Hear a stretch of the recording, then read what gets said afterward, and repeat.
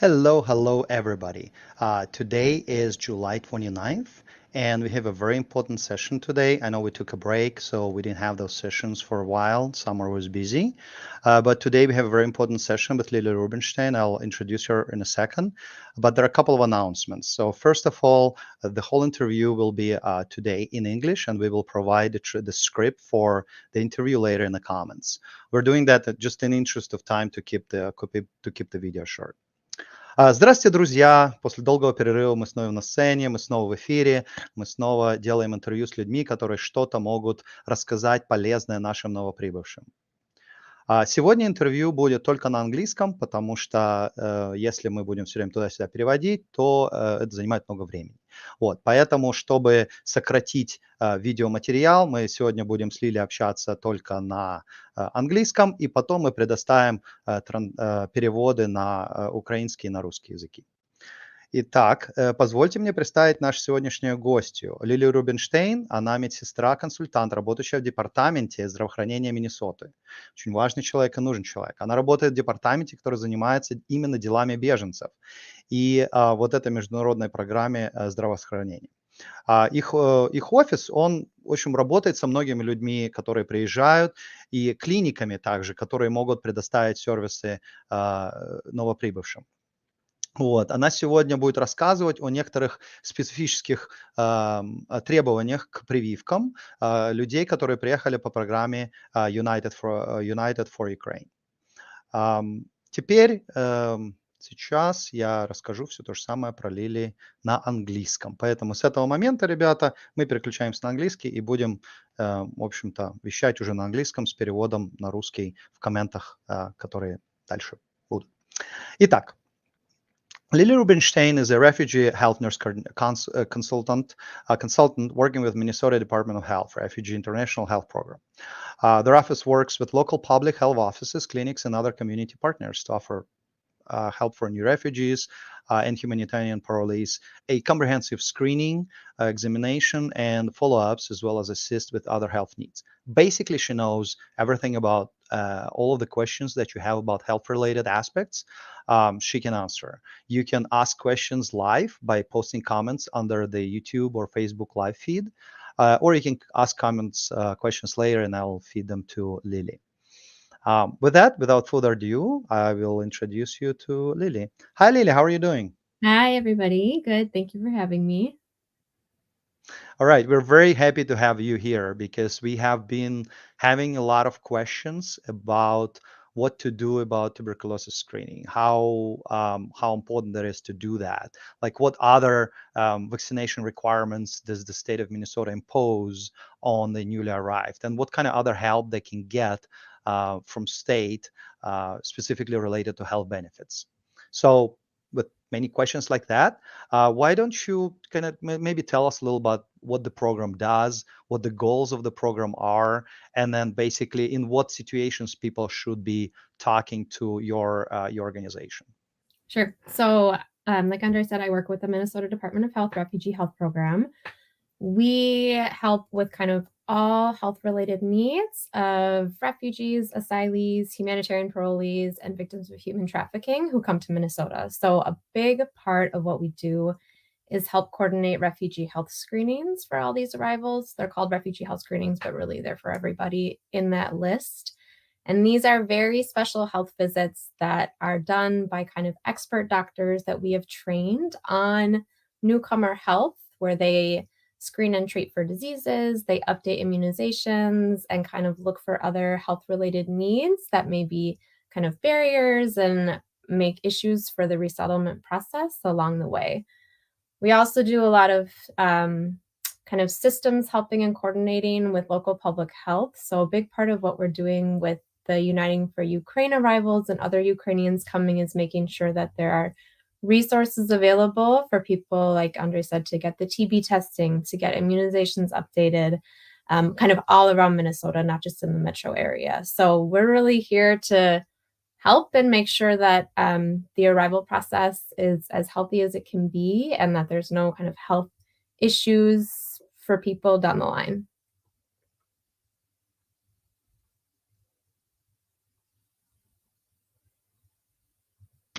All right. So with that, we do have a couple of questions, right? So one of the things that have changed, right, in the recent, I don't know, 2, 3, 4 weeks are the timing requirements when people need to be tested for TB, right? So it used to be, what is it, 7 days or 14 days, and 14 now days. it's 90 days. Yep. It used to be 14 days, right? Now it's like 90 days. Yeah. And okay, so just to clarify that point, because there might be some confusion about Correct. what are the Yes, it is now requirements. 90 days. That includes everybody who has been here within the last 90 days, even if it was 14 days when you first arrived. Okay, so when you first arrived, let's say at that time the requirements were 14 days, but now, right, if you miss the 14 days, it's still 90 days, right? Yep, exactly. Okay, Yep. good. All right, very good.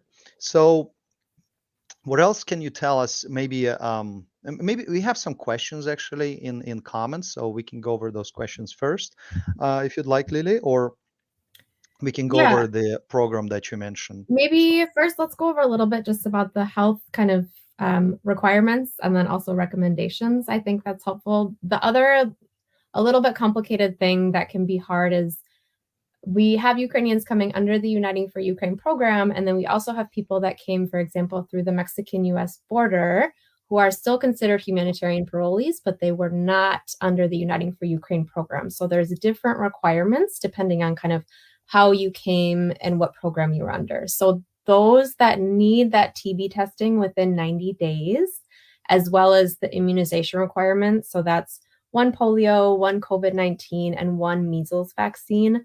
Most people did get those overseas before they came here, but if there was a shortage or they weren't able to, they're expected to get that within 90 days here.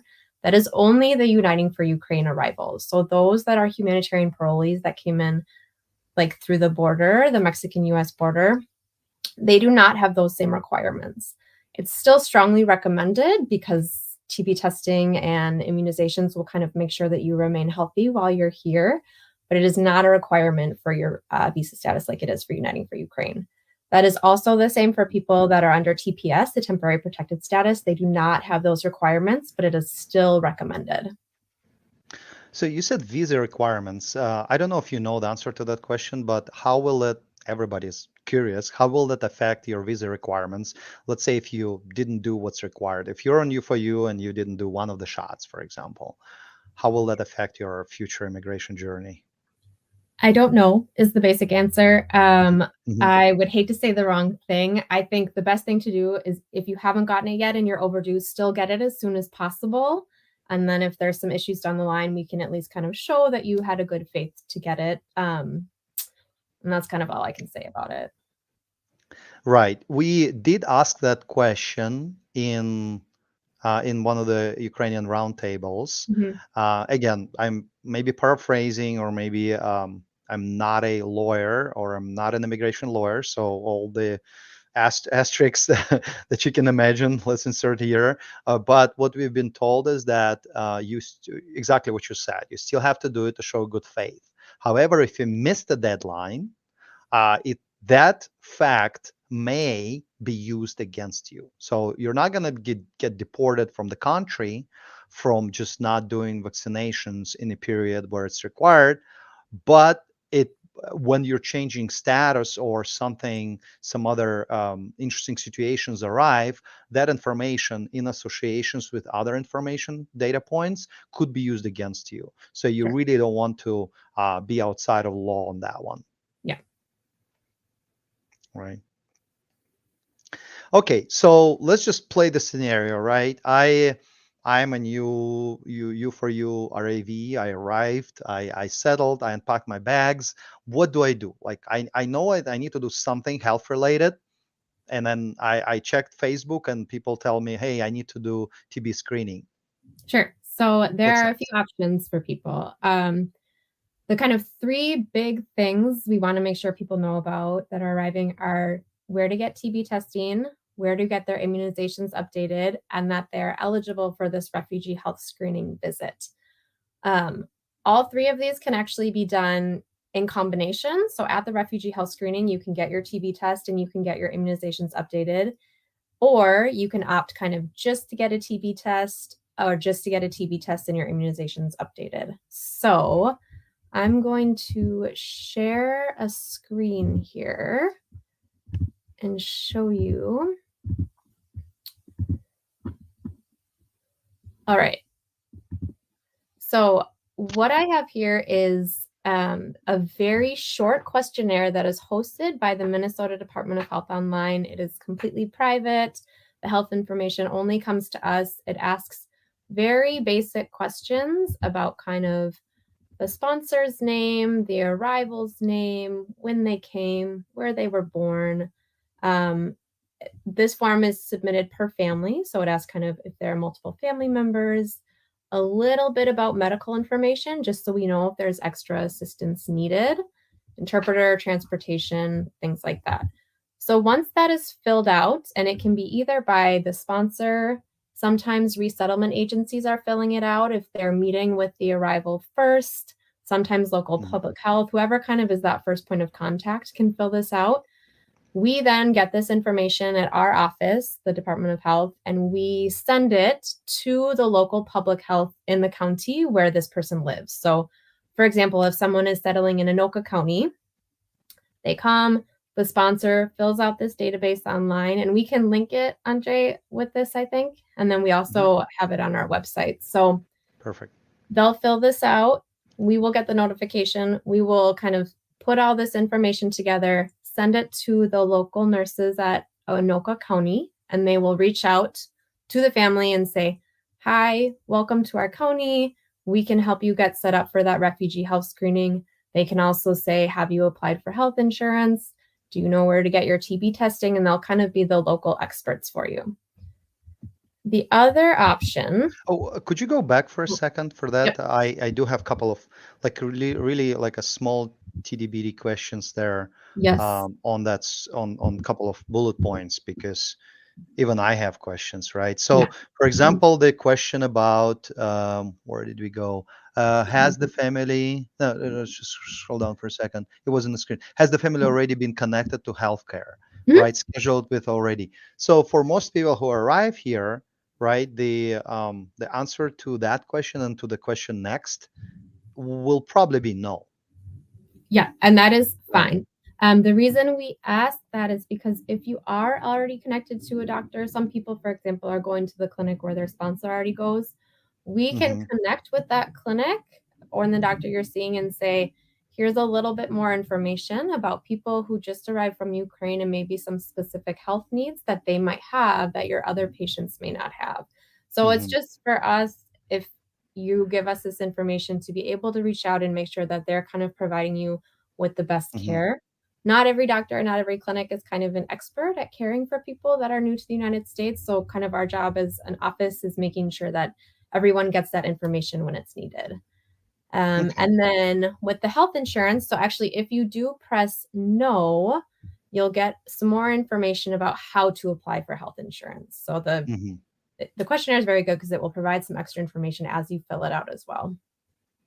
Yeah, the health insurance information is really interesting. We did have some other videos about options for newly arrived families for health insurances. Lana Barsky is one of the people, one of the community members who we normally direct the questions to about the health insurance and medical benefits.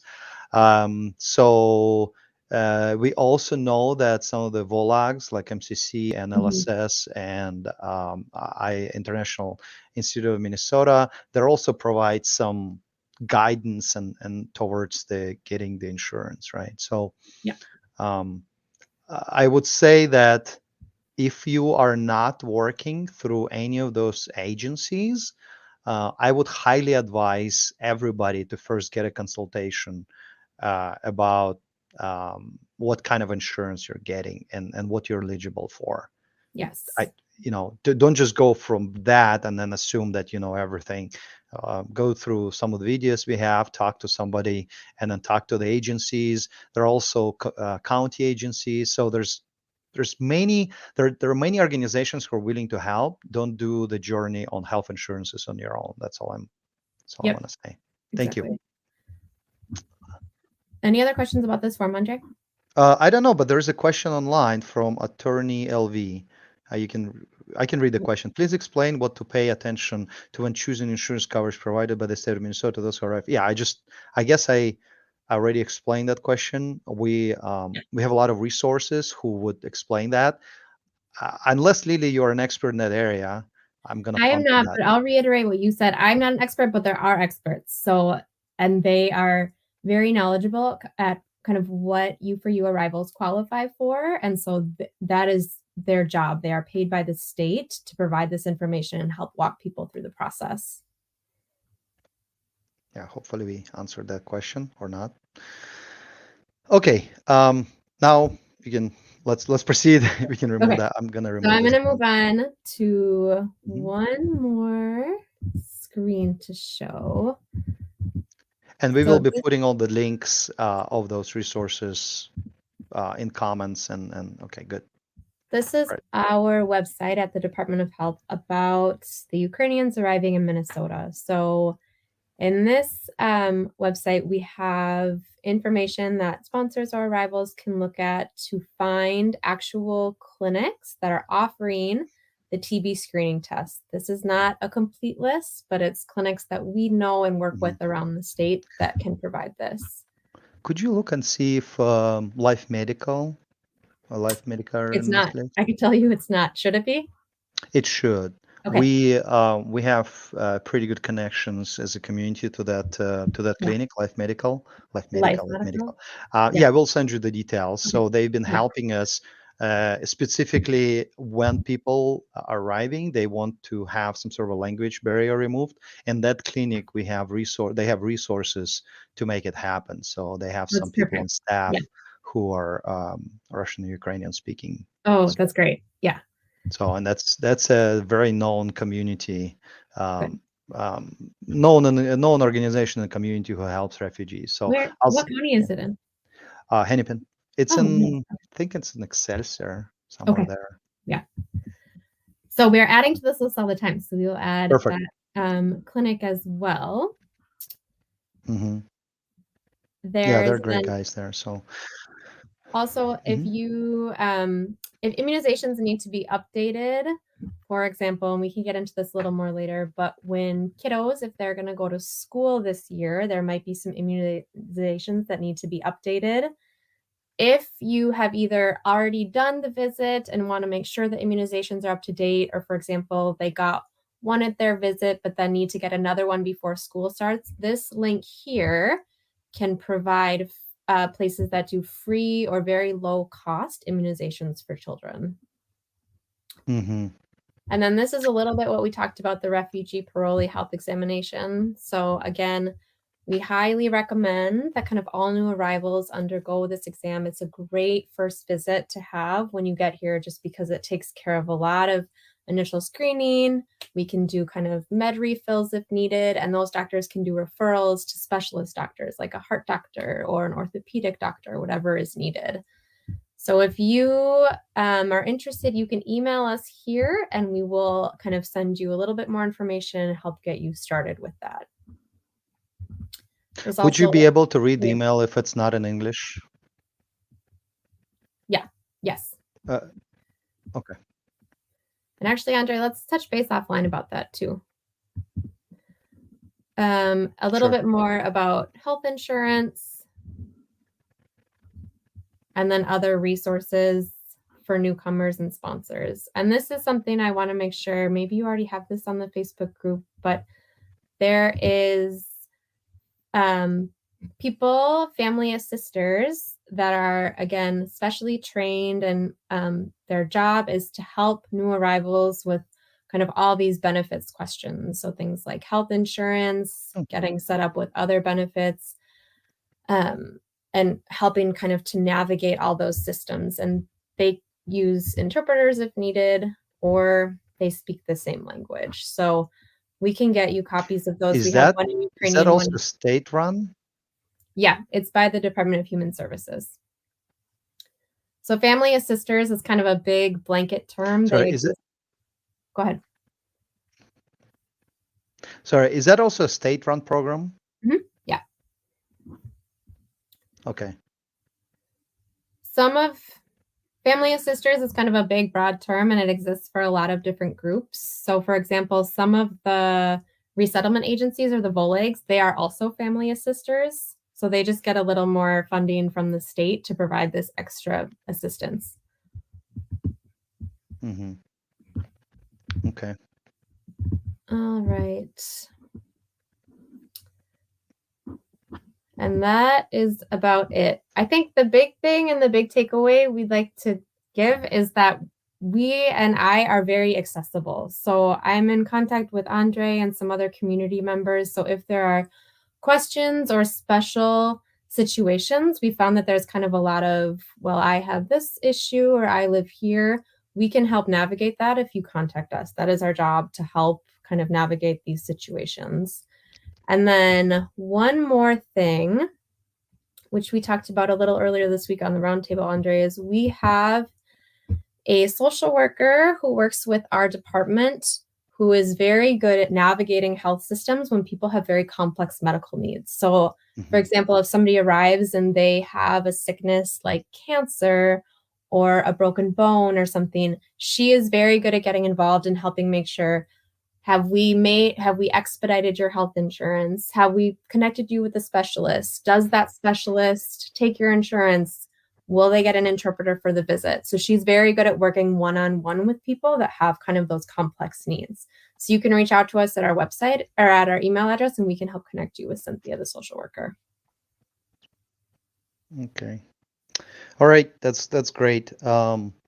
So are we ready for some questions? Oh, I just want to say huge thank you for you, because Olga Shelko, she posted the answers that you have given us on our webpage, and also our webpage, Facebook page, and whatnot. So we're also sharing those resources with other community leaders. So that your answers are helping us to broadcast the message of the TB requirements and vaccination requirements. I think I'm going to step into a lot of problems now by asking that question, but let's just go with that, right? So what about COVID vaccinations?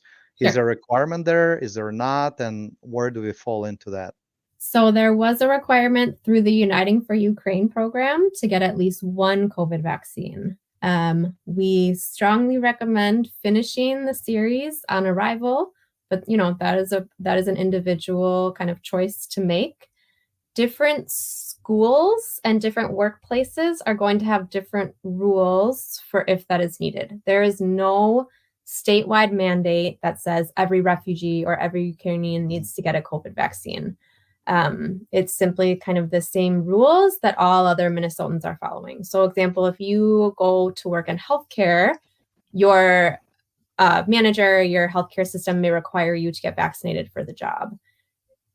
For some schools and some ages, they may require that, but it's hard because on a case-by-case basis, some people maybe can't get it because they have an allergy, or if there's kind of other reasons they don't want the vaccine. That's a conversation to have with your doctor and kind of determine what you can and can't do. But the only mandate we have is one COVID vaccine for the Uniting for Ukraine arrivals.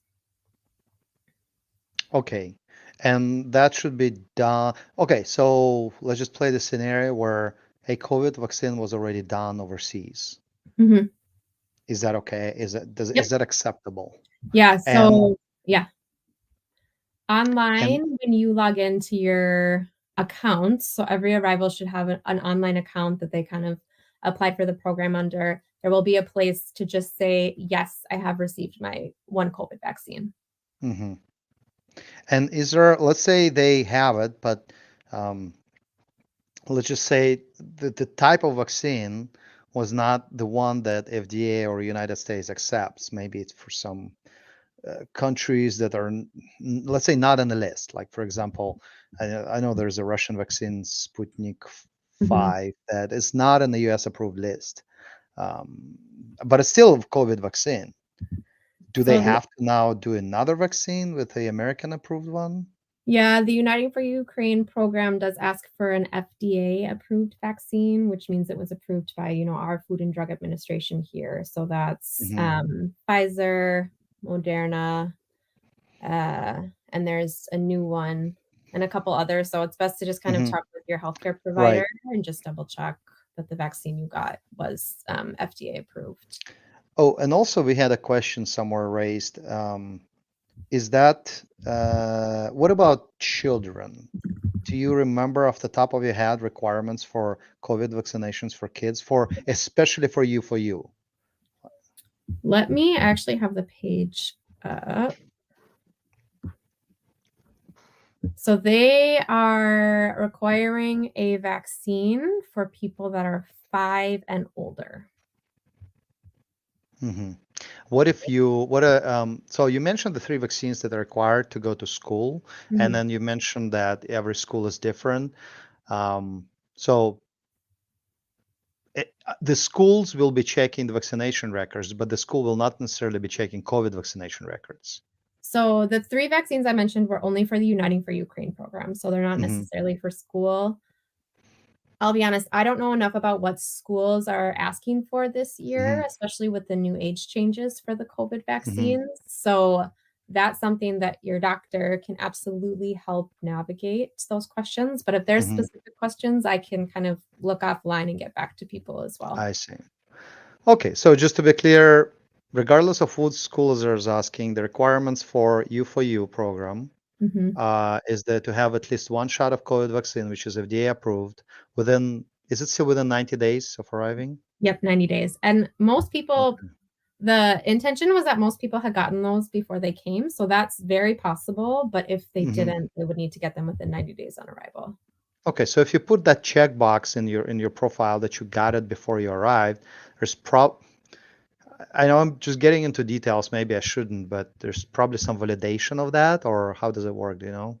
Right now, from what we hear, so I can't access it because I don't have a profile, but from what we hear, it is just a checkbox, and they don't ask for you to upload your medical records or anything like that. You should definitely keep them just in case they do at some point or it's needed for something else. But right now, yes, it is just a checkbox. I see. Okay, beautiful. Let's just leave it at that then and go to the next question. Okay.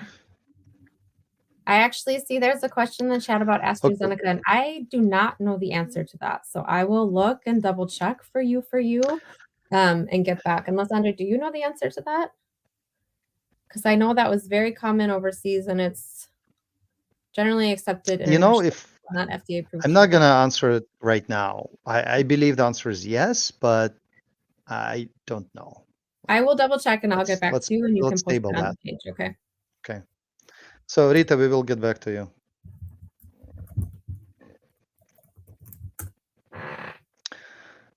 Okay, very good. Do you think we're ready for kind of questions from Olga now? She asked a bunch of questions on the Facebook page prior to the event. So, all right. So some of the questions we know you can answer, some of the questions you can. So we'll go with the ones that are.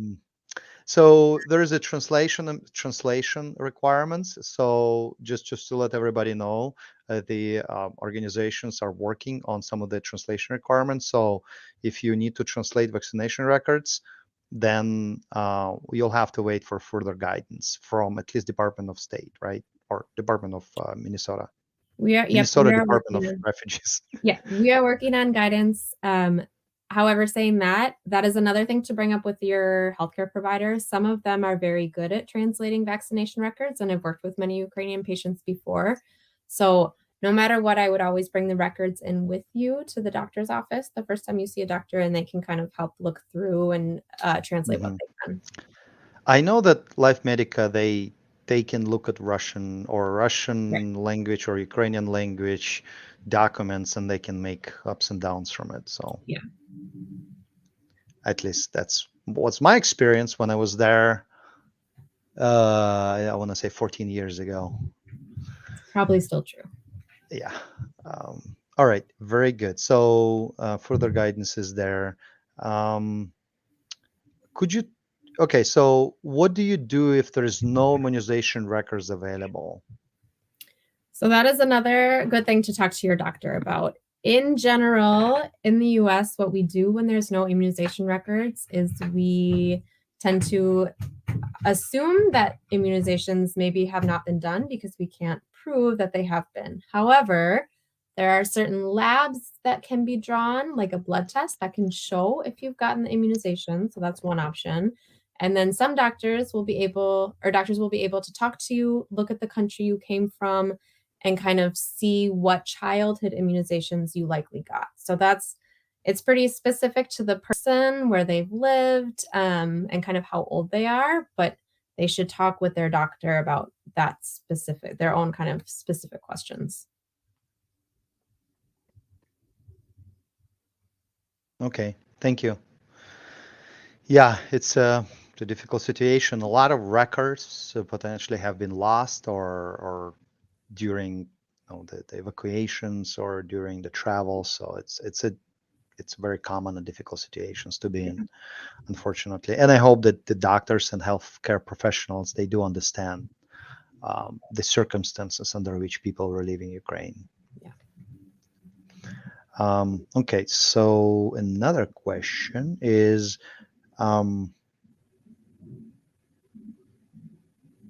okay, so the question is this: immunization was done. I'm actually going to enter the question here so everybody can see it on the screen. Boom. All right, and boom. All right, so immunization was done for a number of years and stopped due to health conditions. What do now to get into school? What do we do now? So that is another talk to your doctor. There are certain allergies. Sometimes people can't get certain vaccines because of maybe or chemotherapy they're on, or different kind of issues people have. So doctors can help kind of fill out the necessary forms for school, so it won't be an issue getting into school. So that's another thing to kind of talk to your doctor about your own specific case. Okay, very good, very good. So we'll also be putting some. Another question is, do children need to have a physical exam before the start of the new year? So that question is also very dependent on the person. We do recommend that every kind of new person to the US all the children gets a physical, because they're new here. We want to kind of make sure they're growing well, they're gaining weight well, getting their immunizations. Every school has kind of a different rule. If they want to play sports, they will for sure need a physical. I think for probably most public schools, they might ask for one if the person is new to the US and they don't have any records. But that's something to talk about with the school. And when they register with the school district, they should have the answers to that question.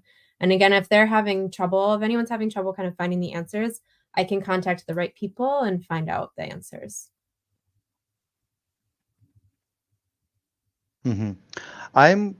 So there's a question from Rita here. Hi, Rita. It's a big issue to call any social worker, actually, any service for Ukrainian refugees that do not speak English. Could Ukrainian language be added to the phone messages tree? And if can all the languages options be right there at the beginning of the message? It's just an ask, and you probably have no power over that decision, right? But I guess I don't, but it's good to know. I mean, I can certainly elevate that at the Department of Health, that we know there are Ukrainians calling to talk to our office, and that is a need. I think with other places, I don't have much say, but it's always good kind of once you are able to get a hold of them to communicate that. The big thing to know too is most of these places, if not all, they're legally required to provide interpretation, especially if they are a government agency or they're using like healthcare clinics, if they take government insurance. So if you are having issues getting fair interpretation, that's another thing to bring up with our office, and we can either help find the right interpretation or give some feedback to the clinic or the social worker that this is something that they need to be assisting with. I have a question, maybe a little different. So I'm just putting myself in the shoes of the newly arrived, and then I'm talking to the school. They're telling me that they cannot accept my child to the school because of, and then they keep saying things I don't even understand because I don't speak English well, right? So could I then call your office, and then ask you to kind of maybe help me figure this out for me. Here's my records. I can bring you my records. And then the school is saying something I don't understand. Can you be my advocate for school? I would say I probably can't personally be the advocate, but I can get them to the right person. So a lot of what I can do working in the Department of Health is I know the right people to reach out to kind of connect them to the right people. So I would say even if the ask is not health related and you have nowhere else to go, it's okay to ask me and I can kind of help get them to the right people. Got it.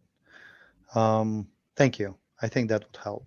All right, we have a very interesting question on the line here. I'm going to read it out loud and you can read it. But so Lily, I have a friend who came a few weeks ago. She's pregnant and we applied for medical insurance and it's pending, but she needs to check her baby. Very kind of typical. She worries because she has a little belly pain and her due date is at September. I called a few clinics and without insurance, the policy has policy to pay for visit. Maybe you can recommend a clinic who can help her. Yeah, actually, Olena, I have a few options for you. If you can tell me what county your friend is in, I can maybe provide live some resources. But if you want to connect offline by emailing me, I can call you and we can talk in detail about kind of where to go. I worry about the belly pain. So I think that's something maybe we should talk about offline and we can get her to somewhere very quickly. Is there a way you can help facilitate that, Andre? Absolutely. So, Olena, I will be putting, okay, just Olena, contact me via Facebook right now, and I'll put you in contact with Lily. That's one avenue. Another avenue, I'll be putting Lily's public contacts into the comment section, so you can do it directly with Lily. Either way you'd like to approach it, it's fine. I don't know, Lily, if that would help if I just repeat the same thing in Russian, so you don't have to just because they're okay. Sure. You understood it, right? Yeah, because I'm not sure. Maybe she just translated it. So, Олена, я с удовольствием приму от вас этот звонок или позвоните. Просто напишите мне, пожалуйста, на Facebook, и я вас соединю с Лили. Я также поставлю Лили контакты Лили в комменты. Мне кажется, это нужно делать вот сейчас уже. Okay, thank you. Thank you, Elena. I mean, that is exactly the type of stuff that, even though our office is, big with the Department of Health, we can help with those very specific questions like that because we know it's complex to find medical care, especially right after you arrive, and that's what we're here for. Okay, great. Thank you. Are there any questions online? Because I think I exhausted all the questions from Ola Shulko. Rita asked a few. All right, cool. I think we're done with all of the prepared questions. So in the wrap up, while there are no community questions anymore, let's just do a quick wrap up, and maybe as a summary, you can kind of wrap it up and tell you in what cases do people need to go to your web page and then need to see you. Okay, maybe It's a repetition of what you said, but as a summary. Yes, I would say going to the webpage is always a good first step. We can send information, we can call with interpreters if needed, but the big things to know immediately is Uniting for Ukraine. Arrivals need to get a TB test, and it needs to be a blood test. It cannot be a skin test for those 2 and older within 90 days of arrival to the US. They also need to have 1 COVID, 1 polio, and 1 measles vaccine. Often those were given overseas, but if not, they need those within 90 days of arrival. For everybody else, we recommend those as well, but they are not required for the program. Everyone is eligible for a refugee health screening. That is a humanitarian parolee. That is a very good visit, screen, treat for diseases, update immunizations, help just kind of introduce people to the healthcare system and be referred to specialists. If there are people who come over with chronic diseases or things like pregnancy, and they're just wondering how to get quick health care, and they're finding issues finding someone who will see them without insurance, they're feeling sick and don't know what to do, we are also a good resource to help with that. I think that's it, Andre. The big thing is contact me if you need anything or have questions. I'm in contact with Andre and Olga, who know how to get to me directly. But again, you can email me and I will get back to you.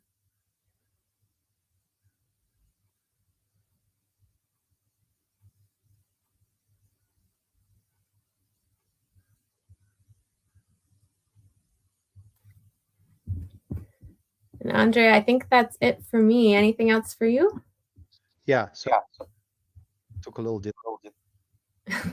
No, thank you very much for your time. We'll be in contact, and I appreciate everything you've done for us so far. Thank you. Yeah. And just, I'll be on Bye, my email everybody. list today, so let me know about